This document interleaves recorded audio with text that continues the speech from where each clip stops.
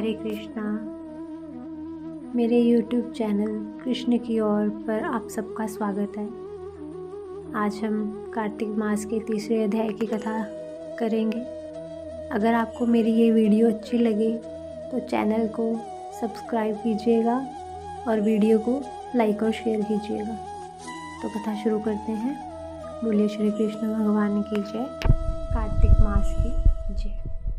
पानी की उत्पत्ति की कथा। सत्यभामा बोली, आप सभी काल में व्यापक और सभी काल आपके आगे समान है। तो यह कार्तिक मास ही सब मासों में श्रेष्ठ क्यों है? सब तिथियों में एकादशी और सब मासों में कार्तिक मास को ही आप अपना प्रिय क्यों बताते हैं? इसका कारण भी। भगवान श्री कृष्ण बोले, हे प्रिय, तुमने मुझसे बहुत अच्छी बात पूछी है। सुनो, मैं तुमको इसका कारण बतलाता हूँ, ध्यान से सुनो। इसी प्रकार एक बार महाराज बेन के पुत्र राजा पृथु ने प्रश्न के उत्तर में देव ऋषि नारद से प्रश्न किया था और श्री नारद जी ने उसे कार्तिक मास की महिमा बतलाई थी। राजा पृथु के प्रश्न के उत्तर में देव ऋषि नारद ने कहा था, हे राजन, एक समय शंख नामक एक राक्षस बड़ा बलवान और अत्याचारी हो चुका है। उसने अपने अत्याचारों से तीनों लोगों को कंपायमान कर दिया था।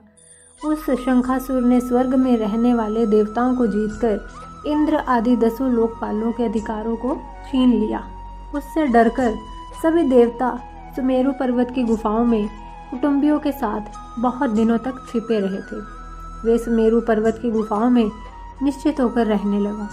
उधर जब शंख को पता चला कि देवता आनंद से सुमेरु पर्वत पर रह रहे हैं, तो उसने सोचा कि ऐसी कोई दिव्य शक्ति जरूर है जिसके कारण अपना अधिकार जाने पर भी देवता बलवान होते हैं। यह सोचते सोचते वह इस परिणाम पर पहुंचा कि वह सब वेद मंत्रों के बल से ही बलवान हो रहे हैं। अगर इनसे वेद छीन लिए जाएं तो वह अपने आप निर्बल हो जाएंगे।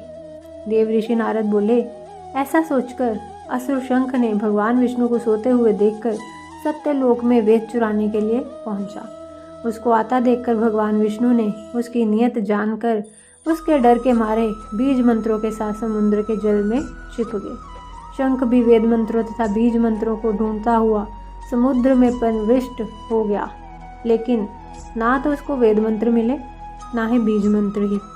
जब शंख समुद्र से निराश होकर वापस लौटा तो उस समय श्री ब्रह्मा जी पूजा की सामग्री लेकर सब देवताओं के साथ भगवान विष्णु की शरण में पहुंचे और भगवान को गहरी नींद से जगाने के लिए गाने बजाने लगे और धूप गंध से बार बार उनका पूजन करने लगे। धूप दीप नैवेद्य आदि अर्पण करने पर भगवान की निंद्रा भंग हुई और वह देवताओं सहित श्री ब्रह्मा जी को अपनी पूजा करते देखकर बहुत प्रसन्न हुए और उनसे कहने लगे, मैं आप लोगों के इस कीर्तन और मंगलाचरण से अति प्रसन्न हूँ।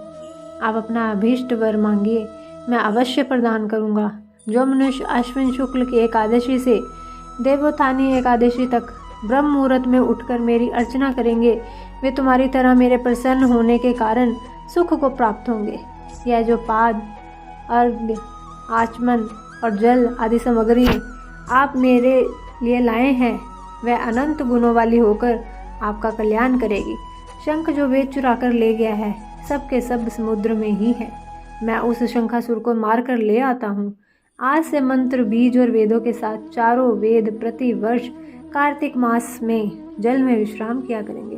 अब मैं मत्स्य का रूप धारण करके समुद्र में जाता हूँ और आप लोग भी ऋषि महर्षियों को साथ लेकर मेरे साथ चले। जो कार्तिक मास में पहर रात्रि पहले स्नान करते हैं वे निश्चय ही अक्षय फल को पाते हैं। वह अक्षात में अमृत स्नान का फल प्राप्त करते हैं। हे देवेंद्र, जो कार्तिक मास में व्रत रखते हैं उन्हें सब प्रकार से धन, पुत्र पुत्री आदि देते रहना, उन्हें सब आपत्तियों से बचाते रहना। हे धनपति कुबेर, मेरी आज्ञानुसार तुम उनका धन धान्य बढ़ाते रहना, क्योंकि इस प्रकार का आचरण करने वाला प्राणी मेरा रूप धारण करके जीवन मुक्त हो जाता है। जन्म से लेकर मरण पर्यंत जिसने विधि पूर्वक यह उत्तम व्रत कर लिया है वह आप लोगों का भी पूजनीय है। आप लोगों ने मुझे कार्तिक शुक्ल एकादशी तिथि को जगाया है, इसलिए यह एकादशी मान्य है और मुझको बड़ी प्रिय है। हे देवताओं, यह दोनों व्रत नियम पूर्वक करने से प्राणी मेरे समीप पहुँचते हैं। इन व्रतों के करने से जो फल मिलता है वह अन्य व्रतों से नहीं मिलता। इसलिए हर मनुष्य को सुखी और निरोग रहने के लिए कार्तिक महात्म्य और एकादशी कथा सुनते हुए उपयुक्त नियमों का पालन करना चाहिए। बोलिए श्री कृष्ण भगवान की जय। बोलिए कार्तिक मास की जय।